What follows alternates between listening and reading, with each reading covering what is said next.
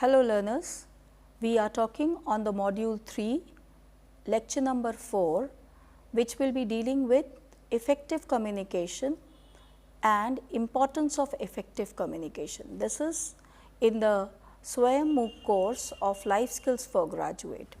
This lecture will basically focus on effective communication as regards to education, in academic settings, in informal settings, in educational scenario, in teaching learning process, the barriers to overcome these effective communication in educational setting, and then finally we will have the concluding remarks. As we have already talked, effective communication is that communication where we are able to convey our ideas as we conceive to the individuals or to the receivers without any breakage or noise due to interruption in the medium or the message. Effective communication skills are cornerstone of success for graduate individuals, especially in context of teaching learning situation. As they step into various professional roles, whether as educators or researchers or mentors, their ability to communicate effectively in academic and similar academic settings or out of class settings are important. They profoundly impact their effectiveness and learning experience with those whom they interact. Here we try to explore the need of effective communication among graduates, emphasizing both on academic and co-academic environment within the teaching learning process. So, what we are basically trying to do in this lecture is see what effective communication ways can be adopted in classroom and outside the classroom by the young learners to understand what is being taught to them and also to convey what is being taught to them to others, their peers, their mentors, their teachers and their persons whom with they interact.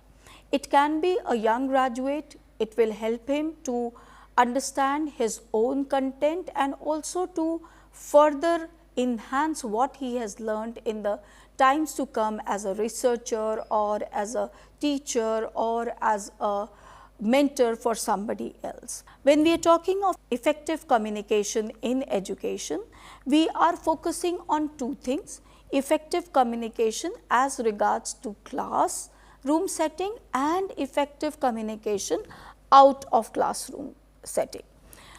Let us see why effective communication in education is essential. Effective communication is essential for creating conducive teaching learning environment. If you refer to the mention of DV, education is a social process and effective communication is fundamental to fostering, collaborating, sharing knowledge, building understanding amongst the learner.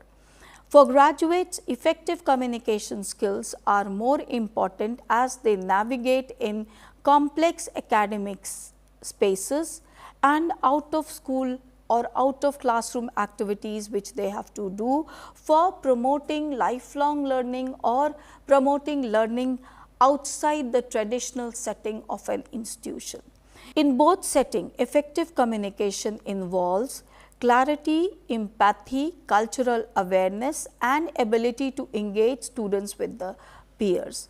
Therefore, the educators have to express their ideas in a simple manner so that they are able to connect and inspire the young graduates to listen to those ideas, to think over those ideas and also to convey those ideas in future times to come. In academic setting, effective communication is important because it helps to create or successfully transfer the ideas which a person has learned in the situation in which he is.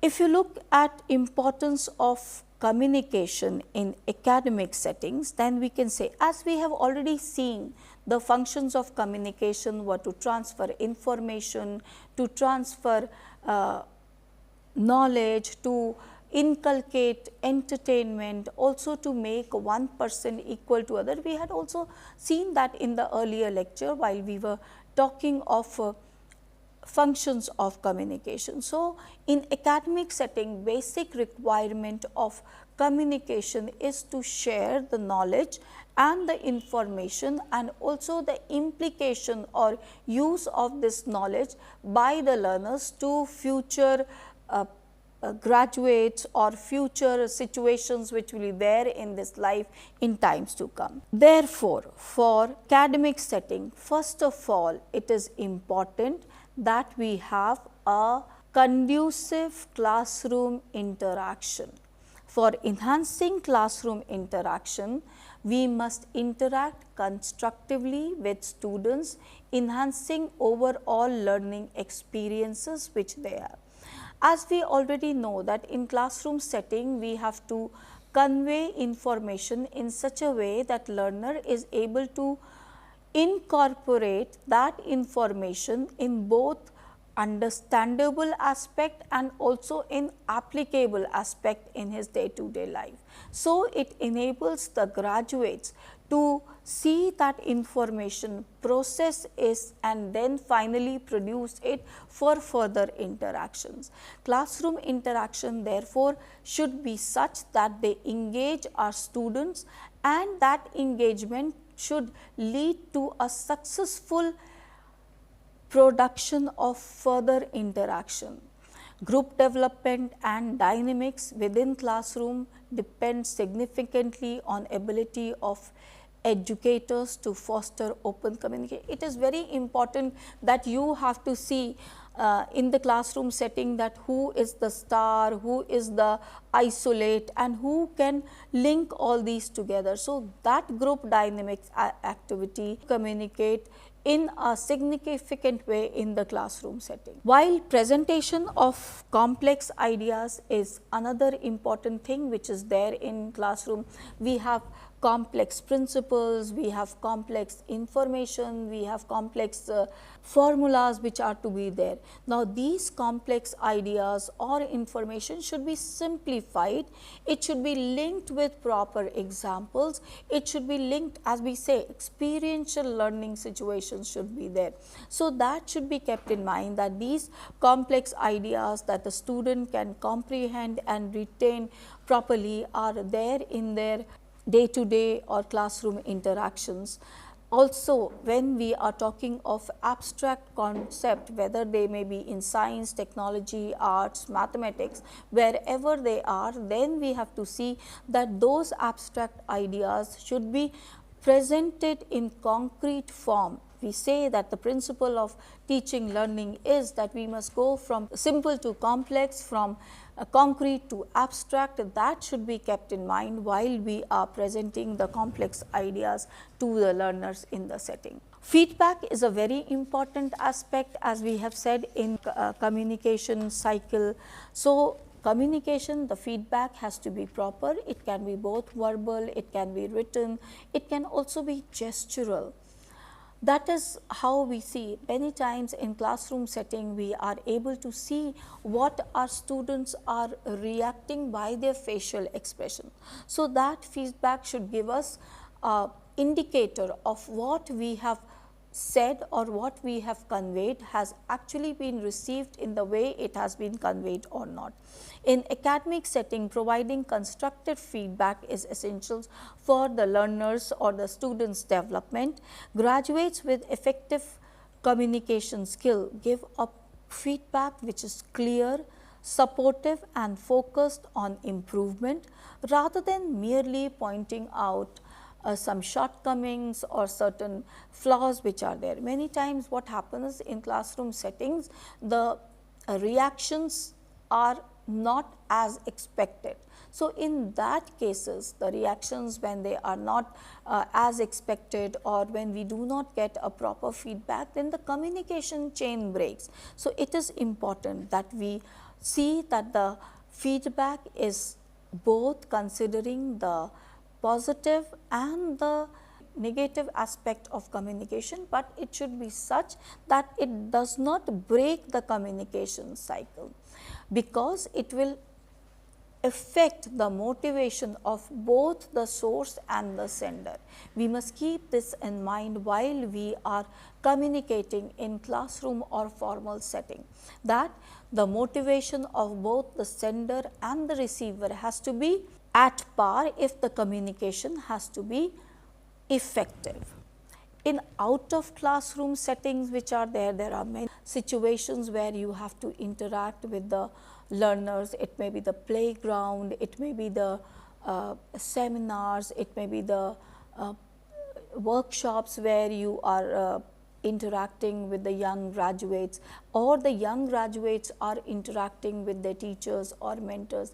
In that situation, we have to see what can be done for making the communication effective. In such situations, first of all, we must see that, as we have said, that 21st century skills focused on teamwork and collaboration. So, for effective communication outside classroom, we should see that it is critical for graduates who take upon leadership roles within the out of classroom, or we can say these as co-academic setting, where we are not actually having the classroom setting, but this is outside the classroom. So, somebody has to take up an initiative role to get the work done, or see that the information or the message is conveyed in the way it has to be conveyed.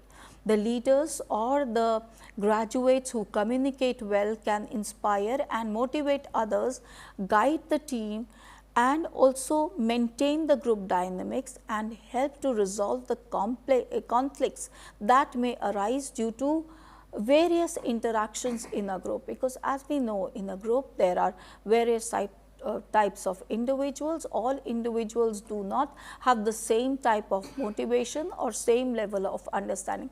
So, a leader who is there in the group has to play the role of a motivator, a communicator, a team builder, and for this he will have to have certain very effective gestural and non-gestural means of communication.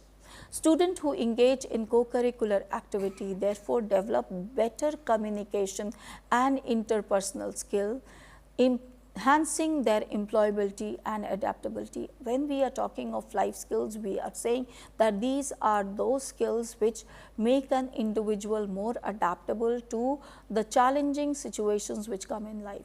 And effective communication helps us to overcome that challenges in a very smooth way, so that we are quickly able to adapt to the new situation by understanding what the message was given, and also by showing what the message we have to convey. In classroom settings, we have the teacher and the taught, but outside the classroom setting, we have the coaches, we have the mentors who have to provide proper mentoring. That is very important aspect in the communication. Those who are mentoring should be people with clear ideas, with ways of conveying those ideas clearly, and those ideas should be received in the way they are conveying it. So, mentorship and guidance requires people who are with effective communication, who have the skill to guide young learners, young graduates in a proper way without any doubt or ambiguity. It requires patience, empathy, and ability to communicate in a way that fosters trust and mutual respect. See, while we are saying of communication, we say your verbal and non-verbal actions should meet in a way that they complement each other. I had given the example when I was talking of communication of verbal and non-verbal type in the first lecture. I said you cannot say welcome with a frown on your face. The welcome has to be with a smile, welcome. So, that has to be kept in mind while you are trying to communicate, or you are trying to develop trust. Your information, your gestures, your reactions should be trustworthy, because if a person has to believe in you, he should trust you and respect you. So, mentors who are able to communicate well are able to make a significant impact on their mentees if their communication is clear, concise and empathetic. We have to also look into the diversity while we are trying to communicate in a setting which is outside our classroom. What happens? Many times there are cultural lags which are there are cultural symbols which are there are cultural mannerisms which are there, which have to be kept in mind. Formal setting is very simple because everyone is in a way that they know how to act, how to behave, there are rules and regulations. But out of classroom activities, when we are not in formal setting, we have the flexibility to act in a different way.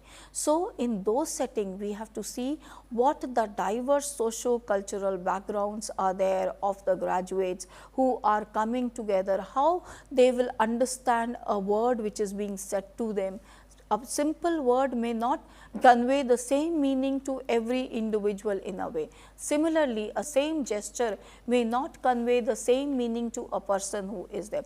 So, that has to be kept in mind. Saying no many times may just means yes. So, that has to be kept in mind. You are agreeing, you are not agreeing, the impressions, the gestures you are making, the hand movements which you are using, the symbols which you are using are actually in that cultural setting where a learner has come from. That consonance has to be there. Effective communication therefore involves understanding and respecting these socio-cultural differences of individuals who are in the setting, and therefore creating an inclusive environment for the learners or the graduates who are there.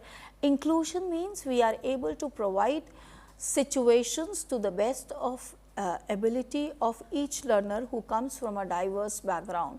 We must be able to see how each learner feels welcome in the classroom, in the official and also in the out of classroom activities. That should be kept in mind. That is the principle of inclusion, that we have to see how others who are different in some aspect of the other are malleable into the whole situation and merge with others who are there. Therefore, if we are talking of these things, we can say that how communication is important in teaching learning process in classroom and outside the classroom.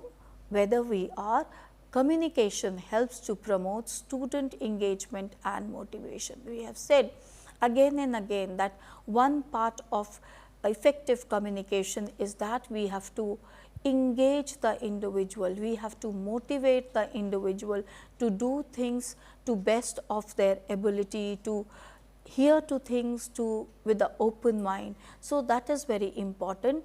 Communication, if it is effective, it engages the student in the teaching learning process, and the learners who are able to connect with each other make learning more enjoyable and meaningful, which in turns foster greater motivation. If we have a similar sort of setting, see, motivation is, it is contagious. If you are happy and you are willing to learn, that can be transferred to other person very quickly.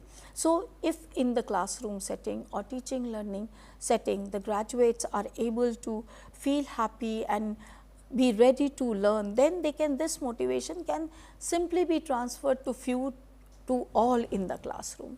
This also influences that their relatedness to the instructor, this influences their ability to accept what is being conveyed in the manner it is being conveyed, and therefore leading to a clear and effective communication, because communication basically means that you are able to make common what the source and the receiver feel together. So, if that commonness is there, then the communication is proper and effective, and student engagement and motivation are very important for effective communication. We had also said that life skills include critical thinking and problem solving. Communication encourages critical thinking, which is a key outcome in life skills and also in the higher education scenario, we have to encourage our learners to be thinkers, critical analyzers who can think on situations and give examples, solve the problems according to the situation. So, by asking open-ended questions, by encouraging discussions, graduates can be simulated to analyze and evaluate information. Critical thinking is nurtured in environment where students feel comfortable expressing thoughts and questioning ideas. An atmosphere may be created by effective communicators to make the individuals, graduates ready to accept and receive the things as they are. Communication, if it is effective, it also supports lifelong learning. Lifelong learning, as we have said, is very important in this 21st century. It supports lifelong learning by way of conveying information, content in a proper way in different means also. The medium can be different. The medium can be, again, as I have said, it can be text, it can be audio, it can be video. So, effectively conveying the values, learning the students to adopt to growth mindset, encouraging them to seek knowledge continuously beyond classroom is also part of communication. Because if you motivate a learner to receive information from different sources, then you are somehow motivating lifelong learning abilities in the learner. It is very important in today's fast paced knowledge driven world where continuous learning is essential for both personal and professional growth of a learner. So, communication is a way where we can motivate the learner to go in this area of lifelong learning. Now, when we are talking of effective communication, we have also seen that effective communication will have certain barriers. We have discussed these previously. Now, we will discuss it in relation to classroom setting once more. Barriers are those, as we have already seen in the previous lecture, barriers are those which break the chain of our communication cycle. So, anything which breaks the chain of our communication cycle leads to breakage in effective communication process. For barriers which are there in effective communication, certain abilities have to be developed in the learners. First of all, it is very important that we develop listening skills, active listening skills. Active listening is crucial for effective communication, especially in academic setting, because you have to be ready to receive what is being said. Or if your ears are not ready to receive, then the whole message goes waste, because the senses have not received it, the ear has not received it, it has not been transferred to our processing system of brain. So, there is where the breakage comes. Active listening is important because it enhances not only communication, but it fosters positive relationships between people. It can be educators and it can be students. The individuals or the graduates who practice active listening can be better understood by others, and they can also understand the needs of others in a better way. And since they have understood the things in better way, they can also respond to the concerns which are there in better way. We have seen, we have examples of the people whom everyone goes and shares his feelings, his information, his ideas. Those are the people who listen carefully to others. These are listeners who can help people to share their ideas, who can help people to undo their stress. So, these active listeners are very important in the effective communication cycle, because speaking listening involves two things. You have to have somebody who is able to listen to your information there, and you have to have somebody who has saying something. So, if you do not have a listener properly, then your communication or your speech will not be effective, it will not be received as it. For this, we can use technologies for overcoming these barriers. We can use technology, and we can enhance the listening abilities of the learner, or we can enhance the effective communication. As we have already said, media has a very important role to play. So, for media, it is important that we have various other forms of sources, other forms of aids, like when we are talking in classroom setting, we say teaching learning material is very important if communication has to be effective, because that teaching learning material includes our various senses for effective communication. This way, technology, we are saying today multimedia, because multimedia, what it does, it uses all four: text, video, graphics, animations, and to enhance our senses. While we are having the 5 senses, if all senses are captivated by the learner, then what happens, that we are able to communicate our message effectively. Many times you have seen in public speaking spheres, what people do, they display it on the board also, they talk also, they use some sound also, they use some pictures also, and they use fluctuation in their speech pattern also. They use various gestures also. So, that is how we can enhance effective communication if we are able to use technologies. So, when we are able to use technology, what will happen? Technology can enhance communication both in academic and co-academic or outside classroom setting. Online discussion forums, video lectures, interactive learning tools provide new ways for graduates to communicate with each other and students in a proper way. What happens? Successful use of technology conveys our message in various forms to the learner, and they are able to use this setting in a proper way.